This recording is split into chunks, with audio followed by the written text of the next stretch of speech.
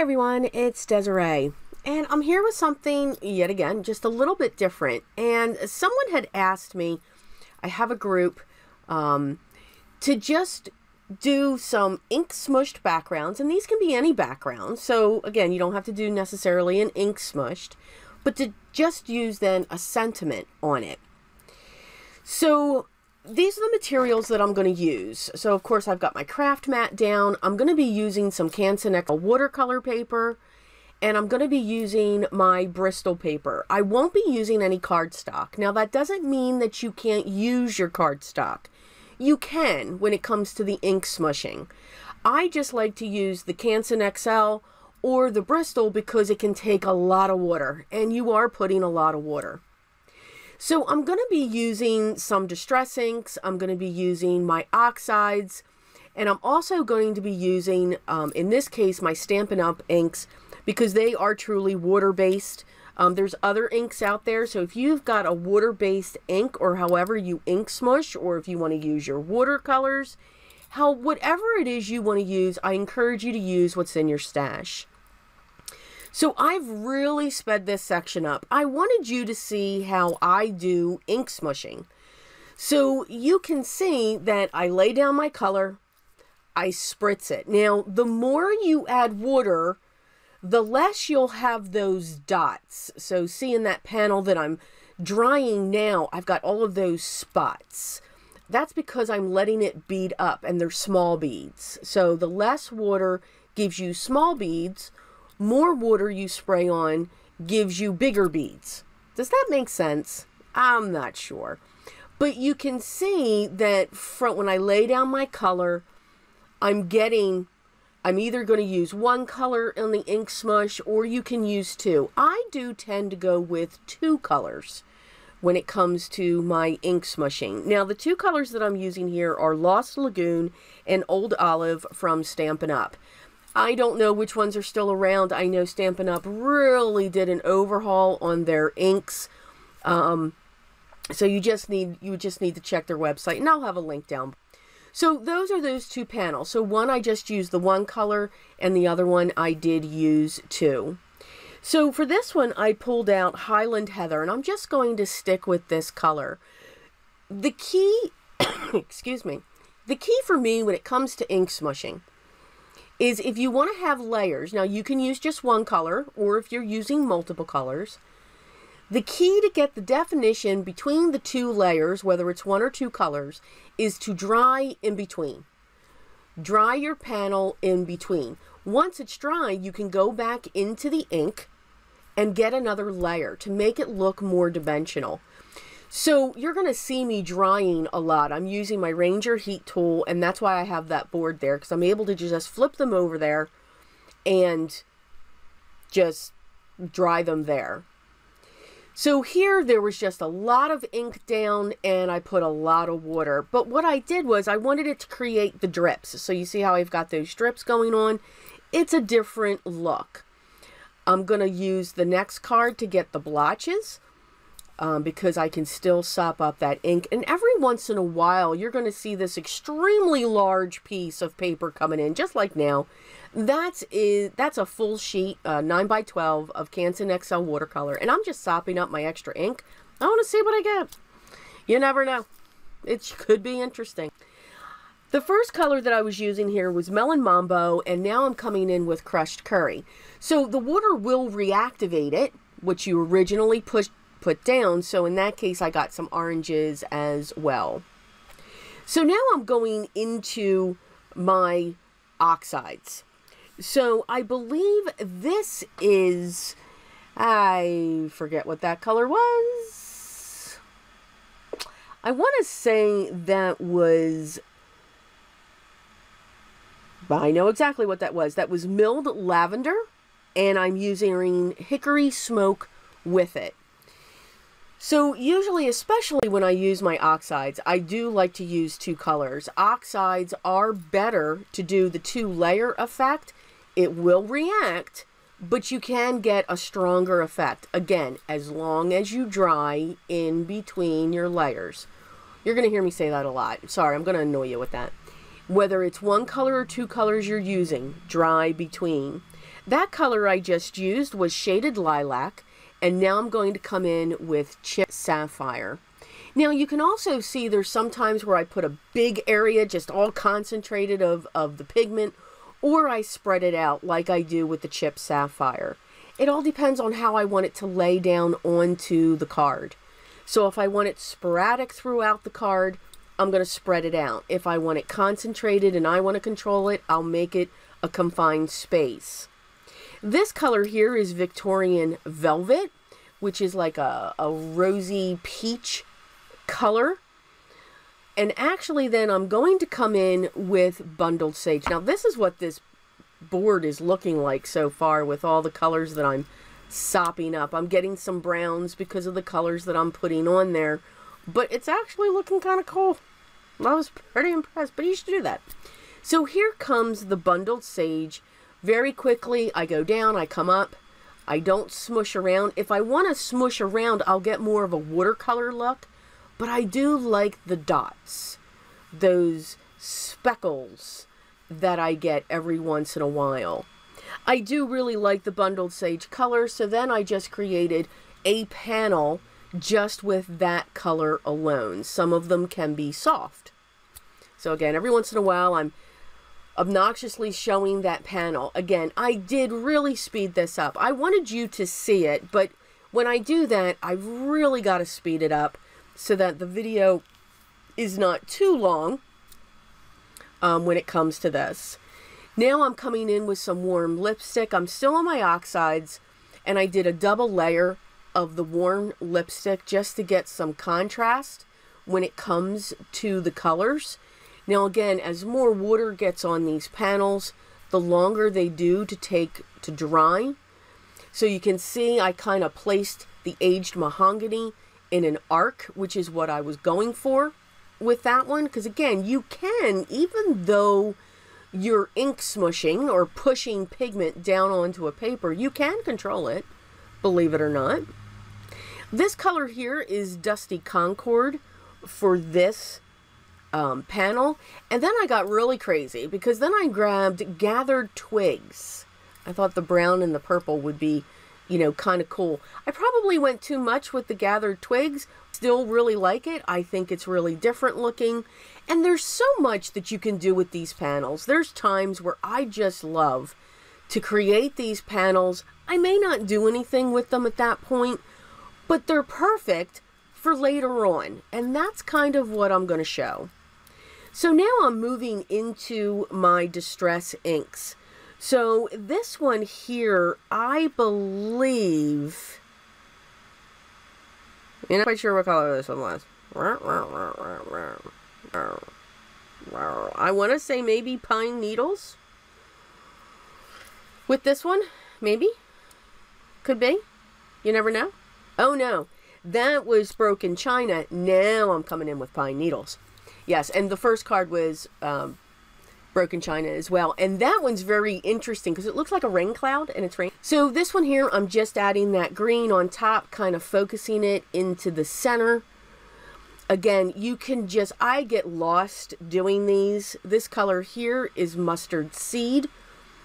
And I'm just laying that down. And I'm actually going to come in with some Barn Door, which is an extremely deep, bright red.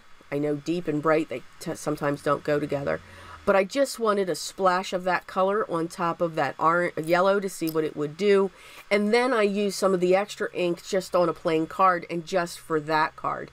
I really liked the way that looked. I won't say why because you'll all be like, really? Okay, we should stop watching her. I just liked the color.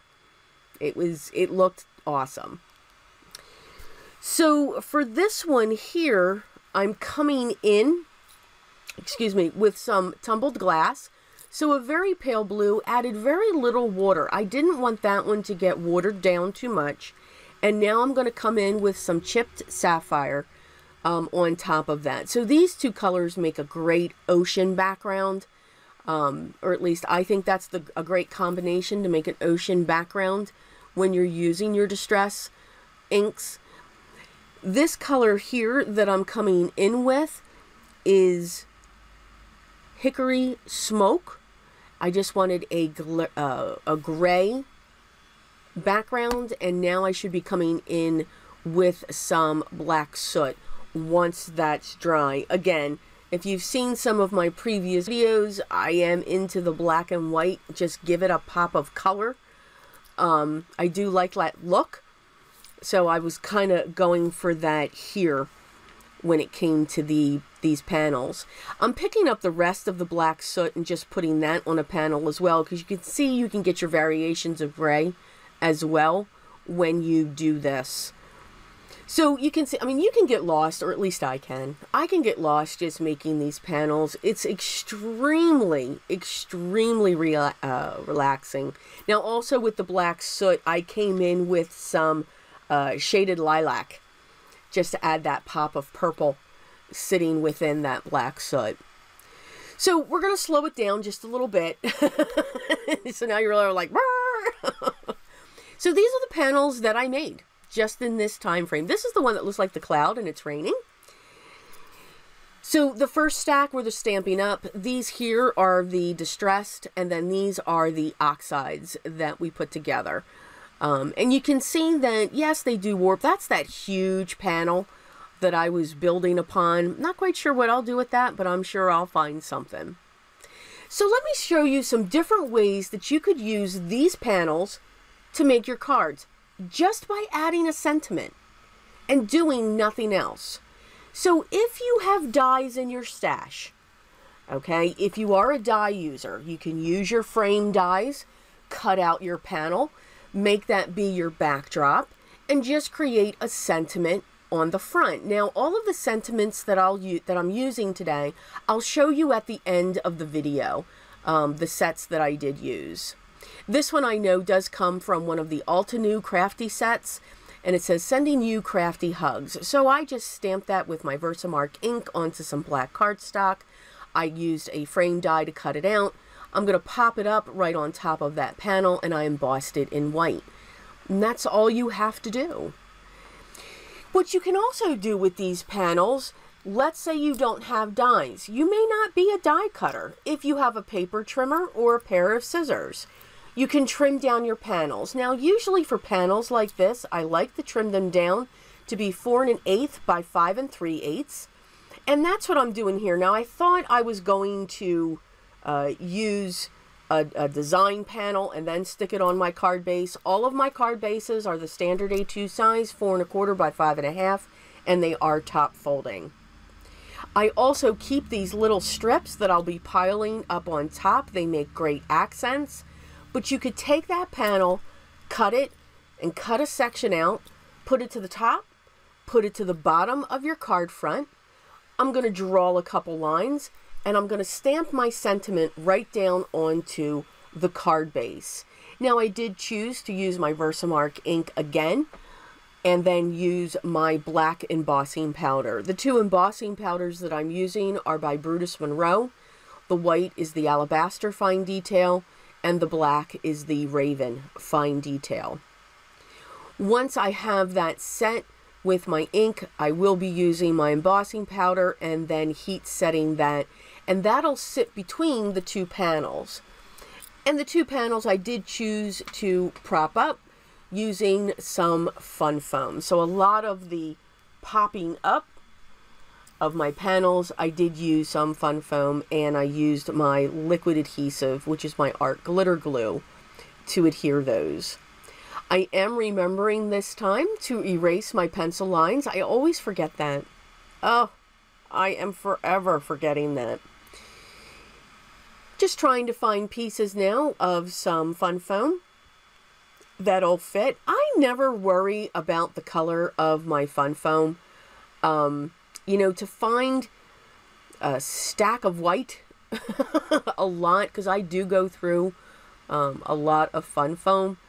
I don't know, I find it difficult. So I just always go to my local craft store and buy the packs. I believe they're the 6x12s, and I just cut them down to what I need, and they last me a nice amount of time. I don't have to replenish too much. But you can see just by propping that up and just having that little bit of color in the back from the fun foam adds some interest. Now the other thing that you can do is take these panels and cut them up. Make them into different shapes. Again, if you have dies, cut a bunch of squares, cut a bunch of circles, cut a bunch of hearts, rectangles, whatever it is you would want. If you don't have the dies, that's okay. Grab a pair of scissors, cut strips. Use your paper trimmer if you have a paper trimmer. And then just cut them the way that you would want them. I'm going to just set them in place. I'm going to set my sentiment right down onto my card base using my Gina K. Oh, excuse me, amalgam ink. And then I'm going to use my double-sided foam tape to prop these up. And I want them at different angles. If you've seen any of my previous videos, you know, I'm not really a 90-degree person. And if I do something that's at a 90-degree, it's got to be in different levels. It's just me. It's just, I tend to like that. This time I am using what I call a design panel, and it is cut 4 1/8 by 5 3/8. And I'm just going to set my strips down. I'll set the two outer first because I want those even with the panel. And then I'll come in and set the next to make sure that there is an even space in between each of those.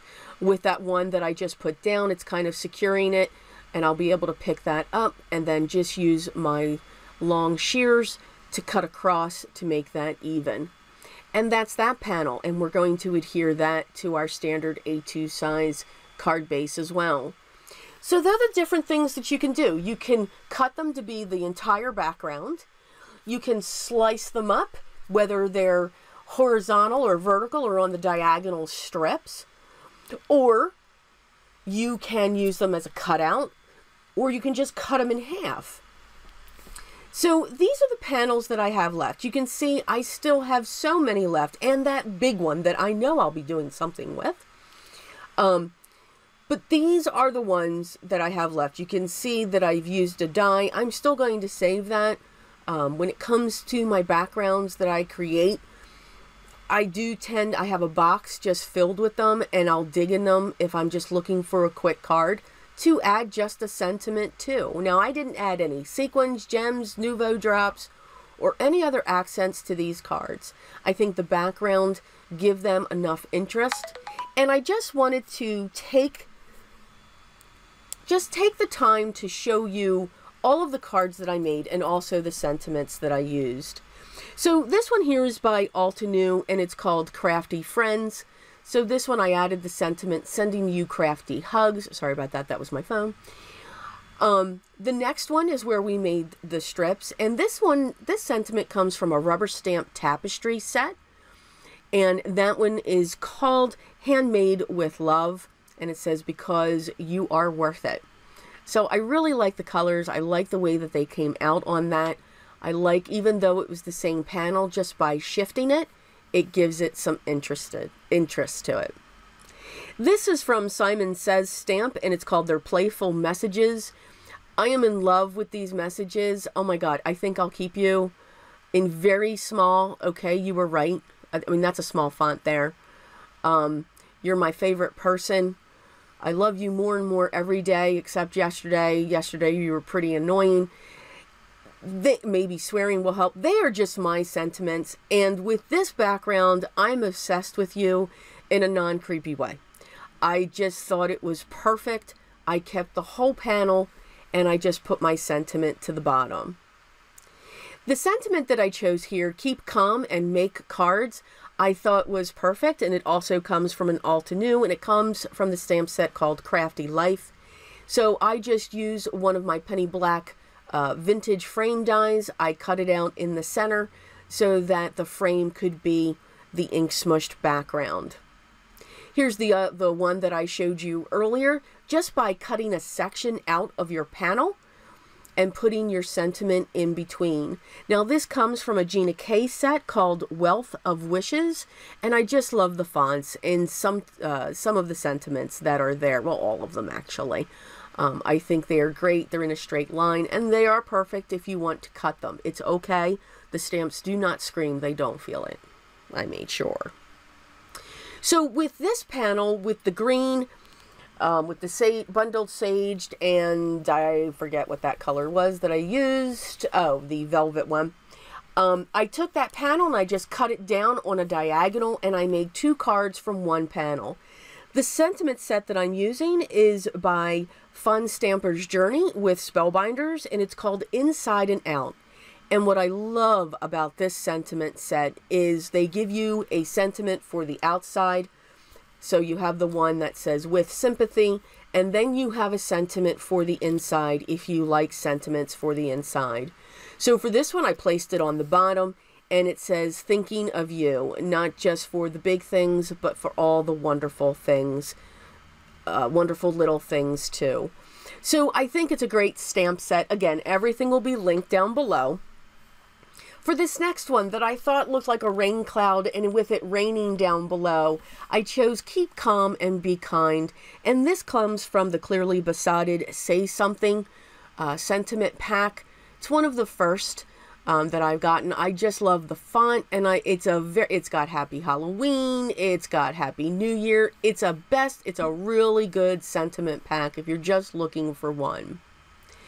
For the gray and the milled lavender, I chose the sentiment pack from Mama Elephant, and I chose the big Just a Note. I love that font. I love the way it just sits across that. And for all of the inks, when I did stamp in black ink, I did use the Gina K amalgam ink, and it stamped beautifully and solidly over any ink that I love that. I'm obsessed with you in a non-creepy way, in a solid way, so it didn't fade out, but it came out very bold. So I hope this helped you. I hope this, you know, again, if you're not that crafter, we don't need to have all the crafty tools. We don't need to have everything out there. All you need is something that's water-based. It could be markers, as long as they're water-based. It could be inks, as long as they're water-based. You can do this ink smooshing techniques. You can do this with your watercolors. Create little puddles and start dropping your paper in there. So use what you have. But just by creating these backgrounds, you can get some very interesting and unique cards. Just in the way that you cut the panel. Or if we want to call it our own cardstock that we made. Cut it on a diagonal, cut it in a straight line, cut it horizontally, vertically, use shapes. Whatever it is that you have, you can do this. And you just need one sentiment pack and go to town. You can make some beautiful sets as gifts, or if you just need a quick card in a hurry. They're perfect for any occasion.